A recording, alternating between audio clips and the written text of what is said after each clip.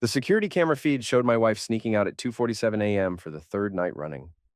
I watched her tiptoe across the moonlit deck of our main lake house, disappearing into the darkness toward the old boathouse where my daughter's fiancé was staying. My coffee had gone cold hours ago. I'd been sitting in the dark kitchen, laptop glowing, watching this betrayal unfold in high definition. The timestamp burned into my retinas, July 15th, 3:12 a.m. In exactly 43 days, I was supposed to walk my daughter Danny down the aisle to marry Alex Stone, the man who was apparently screwing my wife. I closed the laptop and walked to the window. The boathouse sat silent now, but 20 minutes ago it had been anything but quiet. The motion-activated camera I'd installed last month, supposedly for security after some recent break-ins, had captured more than I'd bargained for. Marla returned at 4:18 a.m., hair mussed, trying to be quiet. I pretended to be asleep as she slipped back into bed, but her perfume couldn't mask the scent that wasn't mine. By morning, I had a plan. "Dad, you're burning the bacon," Danny laughed, bouncing into the kitchen with that glow pregnant women get. At 22, she still had that college kid energy, even though she'd be a mother in 7 months. "Sorry, sweetheart." "Mind elsewhere?" I scraped the charred strips into the trash. "Where's your mother?" "Still sleeping. She's been so tired lately." I think the wedding planning is stressing her out more than she admits. If only she knew what was really keeping Marla up at night. Alex stumbled in next, shirtless and yawning. "Morning, Mr. S-Man." I slept like a rock. "Must be all this fresh air." I smiled and handed him a cup of coffee. "How's the boathouse treating you?" "Great. Really appreciate you letting me crash there instead of driving back to Portland every night." "Makes wedding planning so much easier?" The audacity was almost impressive. The kid looked me straight in the eye while lying through his perfect teeth. At 25, Alex Stone had the kind of charm that fooled everyone. Paramedic, hero, savior of lives, the perfect son-in-law, except he was a predator. "Anything for family," I said, watching him closely. His phone buzzed, a text. He glanced at it and smiled before sliding it back into his pocket. I already knew what it said. The spyware Toby had helped me install was working perfectly. "Thanks for last night. Delete this." 3 days later, back home in Westbrook, I sat across from my brother-in-law Tobias in a coffee shop that reeked of burnt espresso and desperation. Toby looked like he hadn't slept in weeks, which wasn't far from the truth. His divorce had finalized 6 months ago, leaving him bitter and broke. "You sure about this, Ray? Once we start digging, we can't unknow what we find." "I'm sure." I slid a cashier's check across the sticky table. $5,000 now, 5 more when you're done. Toby's bloodshot eyes widened. "What exactly do you want me to find?" "Everything on Alex Stone, social media, dating history, employment records, financial background. Every digital footprint he's ever left. And your wife?" "Her too. Deleted messages, call logs, location data, all of it." Toby pocketed the check. "This feels personal." "It is." 2 weeks later, Toby called with results that made my blood run cold. "Ray, you need to sit down for this." I was already sitting in my office at the supermarket, but I gripped the phone tighter anyway. "Alex Stone isn't just cheating on your daughter, he's a serial predator. I found 3 other women in 3 different states, all young, all left pregnant, all abandoned when things got complicated." My hand started shaking. "Go on." "Sarah Connolly in New Hampshire, 19 when he got her pregnant. He disappeared when she was 6 months along. Jessica Ming in Vermont, 21, same story. And get this. There's a sealed juvenile record from when he was 17. Statutory rape charge that got dropped when the family moved out of state." The room spun. "Jesus Christ." "It gets worse. The deleted messages between him and your wife, they go back 8 months, before he even met Danny.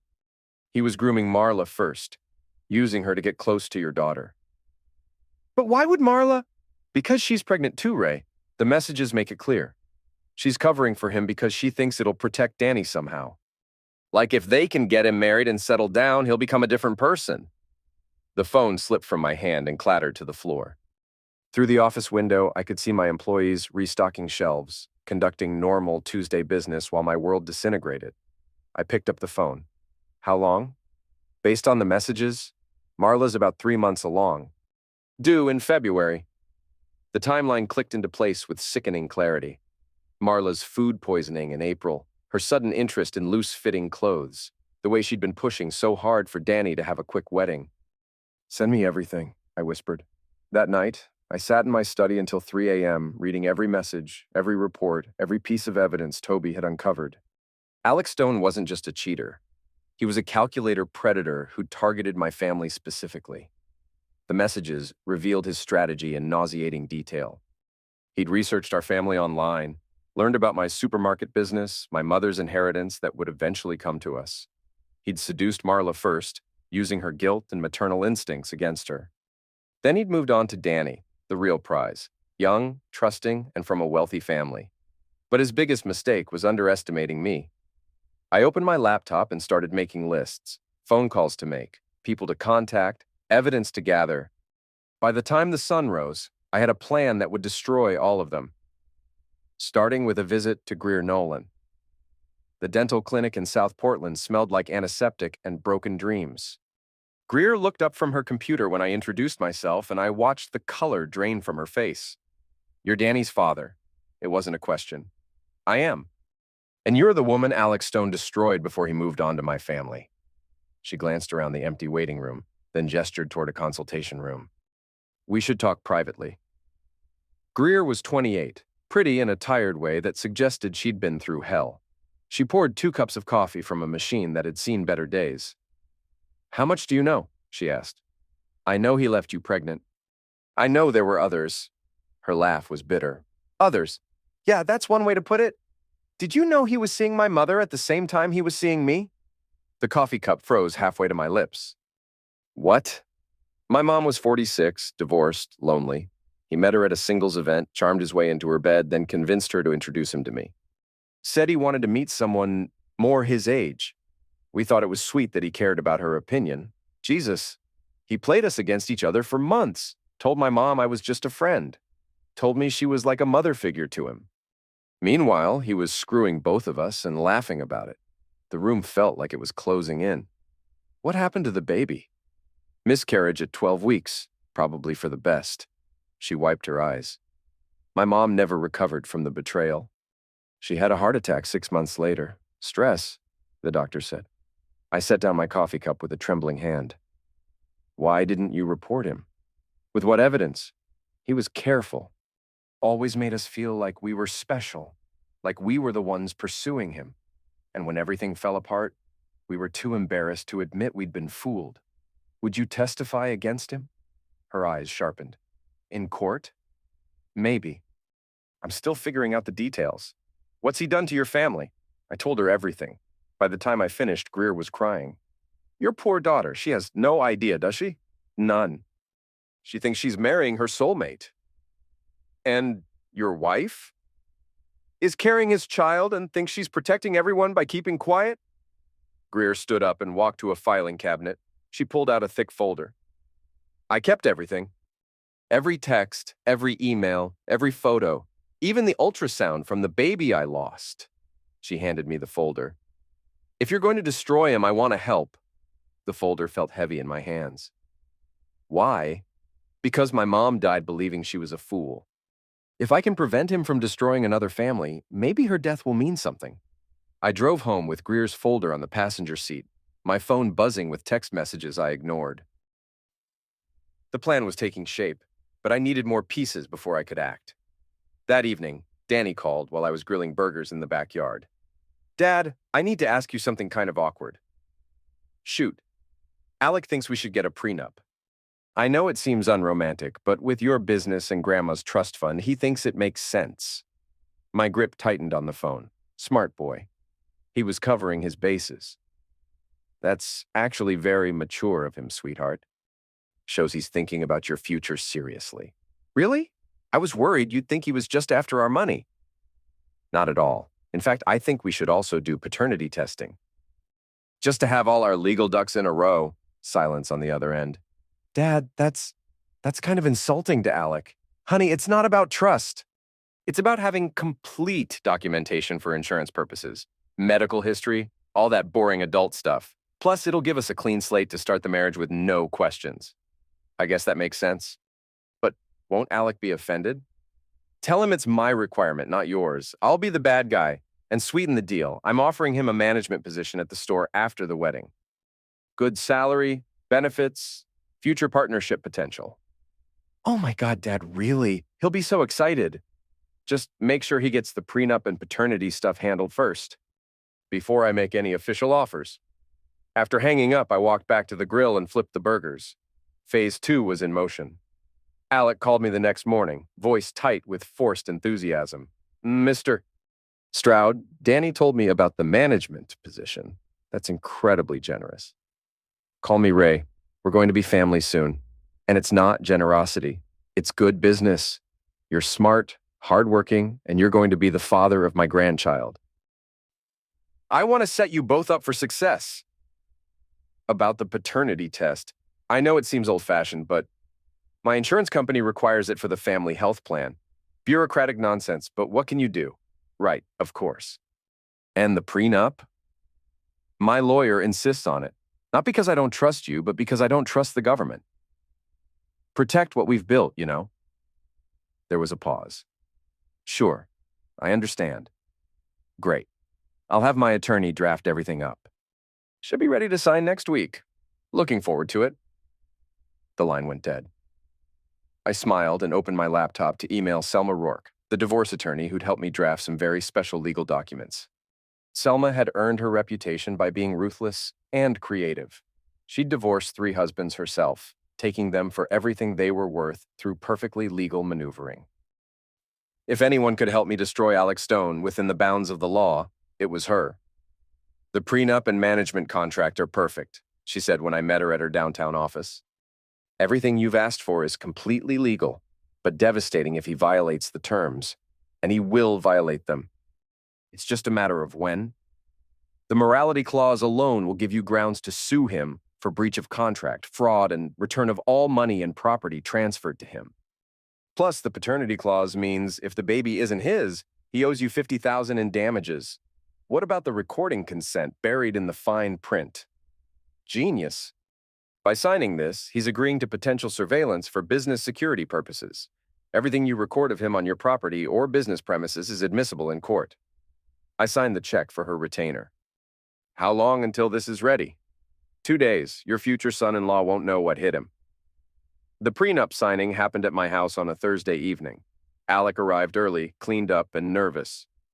Marla was there too, playing the supportive mother-in-law role perfectly. This is just a formality, I assured him as we sat around the dining room table. Protects everyone involved. Alec flipped through the pages, nodding occasionally. The contracts were written in dense legalese that would take a team of lawyers hours to parse properly. He signed everywhere Selma had marked with yellow sticky notes. The paternity test is scheduled for Monday, I said as he handed back the papers. Quick blood draw, results in a week. No problem. He looked relaxed now that the signing was over. When do I start at the store? Right after the wedding, I want you to focus on being a husband first. You're the best, Ray. I can't tell you how much this means to me and Danny. Marla squeezed his shoulder. We're so lucky to have you in the family. I watched them interact, seeing the subtle touches, the shared glances they thought I missed. My wife was 3.5 months pregnant with her daughter's fiancé's baby, and she truly believed she was protecting everyone. 2 days later, the paternity results arrived by courier. I opened the envelope in my office, hands shaking. The baby was Alex, but not Danny's baby. The DNA sample I'd substituted, taken from Marla's toothbrush with Toby's help, confirmed what I already knew. Alex Stone had impregnated my wife, and now I had legal proof. I picked up my phone and called Toby. It's time for phase 3. You sure about this? Once we pull the trigger, there's no going back. I'm sure. Upload everything to the website tonight. Make sure it's anonymous but traceable to multiple sources. I want it to look like investigative journalism, not a personal vendetta. What about your family?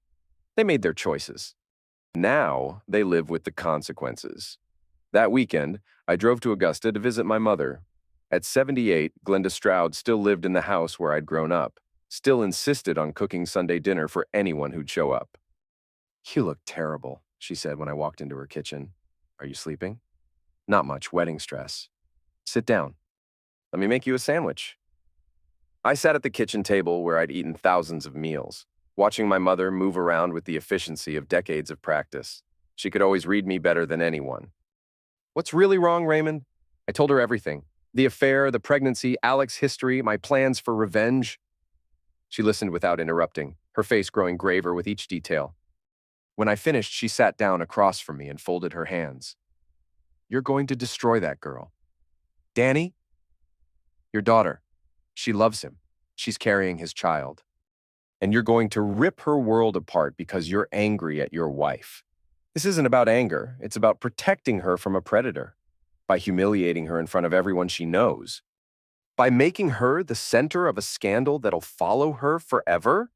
She'll understand eventually. When she knows the truth is, you're more interested in revenge than protection.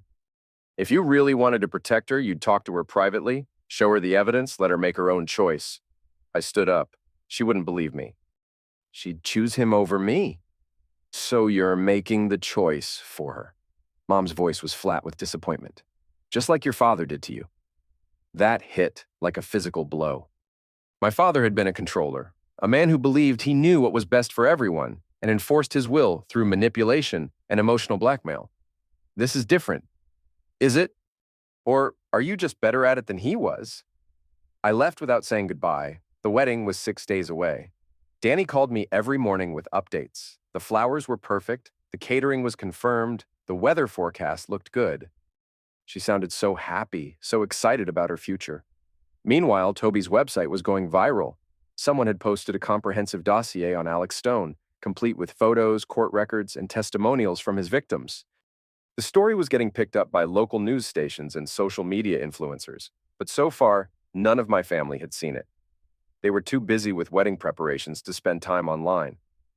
Wednesday night, my phone rang at 2 a.m. Marla was crying. Ray, something's happening. People are calling, asking questions about Alec. There's something on the internet. What kind of questions? About other women, about him being arrested. I don't understand what's going on. I'll handle it. Try to get some sleep. Should we postpone the wedding? Absolutely not. It's just internet gossip. We'll push through. Thursday morning, Danny showed up at my office in tears. Dad, there are horrible things being said about Alec online. People are saying he's hurt other women, that he's some kind of serial predator. It's not true, is it? I looked at my daughter, 22 years old, 6 months pregnant, about to marry a man who'd destroy her life. And I lied. Honey, anyone can post anything online. It doesn't make it true. Alec loves you. He's going to be a great husband and father. But what if people believe it? What if they think I'm stupid for marrying him? Then they don't know you, and their opinions don't matter. She hugged me, still crying. So scared, Dad. Everything's going to be fine. Trust me. Friday night was the rehearsal dinner. 50 people gathered at the country club, celebrating the happy couple. Alec gave a speech thanking everyone for their support, especially me for welcoming him into the family. Ray Stroud is the kind of man I hope to become, he said, raising his glass. A provider, a protector, a pillar of his community. I'm honored to call him Dad. The applause was polite but thin. Word was spreading about the online allegations. I could see it in people's faces. The sideways glances, the whispered conversations, the way some guests kept checking their phones.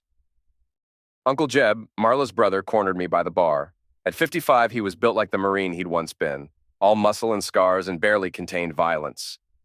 I know what you're doing, he said quietly. I don't know what you mean. The internet stuff, the rumors. You're trying to destroy that boy. Why would I do that? Because you're a vindictive bastard who can't stand the idea of your little girl loving someone more than she loves you. I sipped my whiskey and said nothing. Leave it alone, Ray. Danny's happy, that's all that matters. Is it? His hand clenched into a fist. I'm warning you. Are you threatening me, Jeb? I'm telling you that if you ruin my niece's wedding, you'll answer to me. I smiled. Looking forward to it. Saturday morning dawned clear and perfect.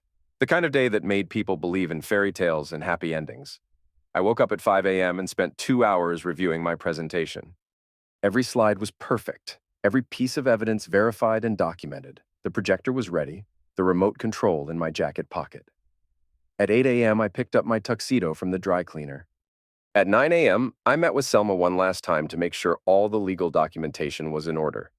At 10 a.m., I drove to the church and helped set up chairs like a normal father of the bride. You clean up nice, Marla said when she saw me in my tux.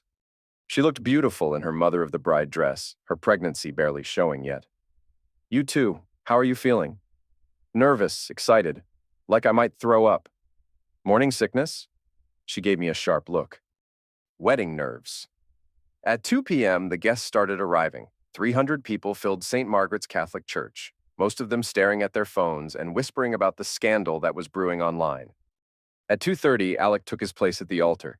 He looked pale and sweaty, like a man facing execution rather than marriage. The past few days had been hard on him. At 2:45, the music started. The bridesmaids walked down the aisle in their powder blue dresses, followed by Danny in the wedding gown we'd spent $3,000 on. She was radiant, absolutely glowing with happiness and hope for the future. For a moment, looking at her, I almost lost my nerve. Then I thought about Greer's mother dying of a heart attack, about Sarah Connolly raising a baby alone, about Jessica Ming dropping out of college because she couldn't afford both tuition and childcare. The ceremony was beautiful. Alec and Danny exchanged vows they'd written themselves, promising to love and honor each other forever. When the priest pronounced them husband and wife, the kiss lasted just a beat too long, like they were trying to convince themselves this was real. The reception was held in the church hall, decorated with white roses and fairy lights. During cocktail hour, I mingled with guests, making small talk about the food and the weather while checking my watch every few minutes. Dinner was served at 6 p.m., chicken cordon bleu and salmon, exactly what Danny had wanted. The wine flowed freely, and gradually the tension in the room began to ease. Maybe the internet rumors were just gossip after all. Maybe this marriage would work out fine. At 7:30, the DJ called for attention. Time for toasts. The best man went first, telling stories about college pranks and bachelor party adventures. The maid of honor followed with tears and memories of childhood friendship. Then it was my turn.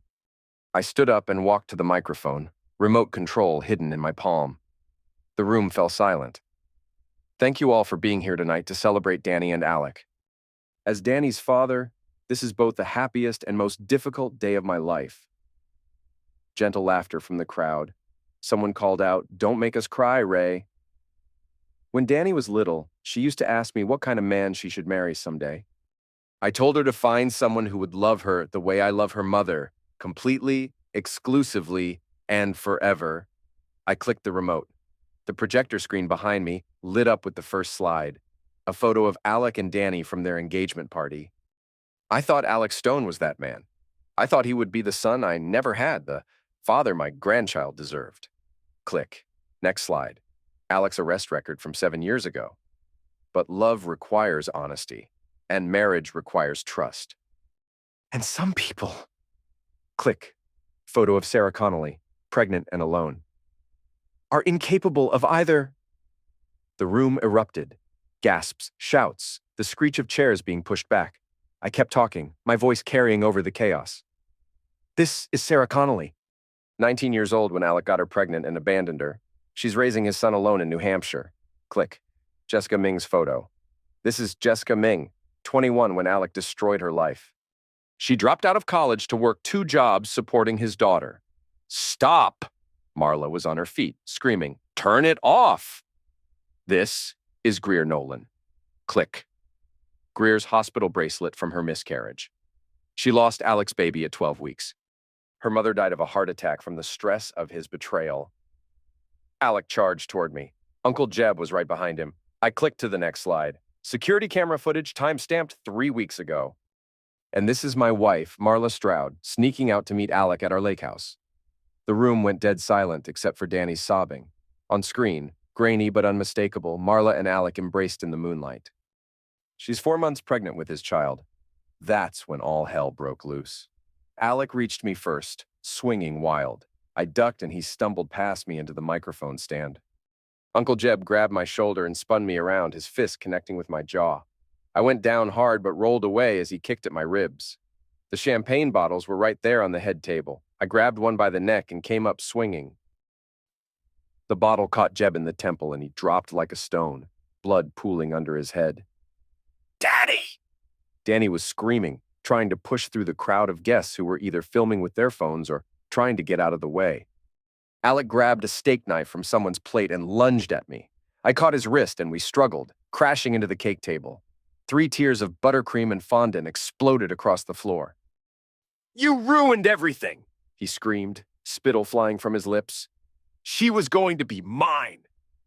"She was never yours," I grunted, twisting his wrist until the knife clattered away. "None of them were!" I broke his nose with my elbow. Blood sprayed across my white dress shirt as he collapsed backward into the gift table. Someone was calling 911. Multiple people, actually, but I wasn't done yet. I walked back to the microphone, which was somehow still working despite being knocked over. My voice echoed through the hall. "The paternity test confirms that Marla's baby belongs to Alex Stone. The prenuptial agreement he signed gives me legal grounds to sue him for fraud and breach of contract. The management contract he signed includes a morality clause that makes him liable for $50,000 in damages." I pulled out my phone and held it up. "I'm posting all the evidence online right now. Every document, every photo, every piece of proof. Because the truth should be public." Danny was on her knees in her wedding dress, sobbing into her hands. Marla knelt beside her, trying to offer comfort while her own world collapsed. "Dad, why?" Danny looked up at me with mascara streaming down her cheeks. "Why would you do this to me?"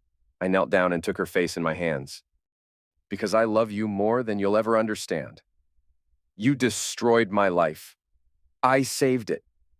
Sirens were approaching now. Time to go. I stood up and straightened my tie. Most of the guests had fled, but about 50 people remained, stunned into silence by what they'd witnessed. "Ladies and gentlemen, thank you for coming. The bar will remain open for another hour." I walked out of the church hall and into the parking lot, where Selma Rourke was waiting in her silver BMW. "How'd it go?" she asked as I got into the passenger seat.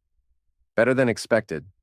Jeb might need stitches, but he'll live. Alex looking at assault charges on top of everything else.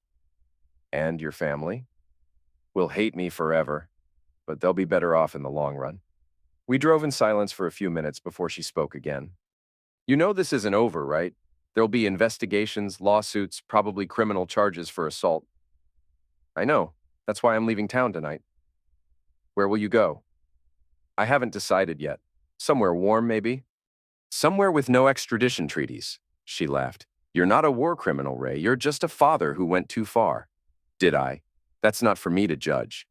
The airport was crowded with Saturday night travelers. I bought a ticket to Miami with cash, then called Toby from a payphone. "It's done," I told him. "I saw the videos on social media." "Holy shit, Ray, you really went nuclear." "The website's still running?" "Getting 10,000 hits an hour."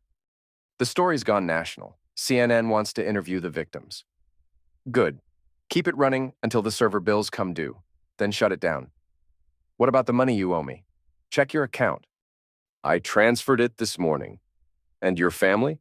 I watched a young couple embrace at the departure gate, probably saying goodbye before a business trip. So much trust, so much faith in each other's promises.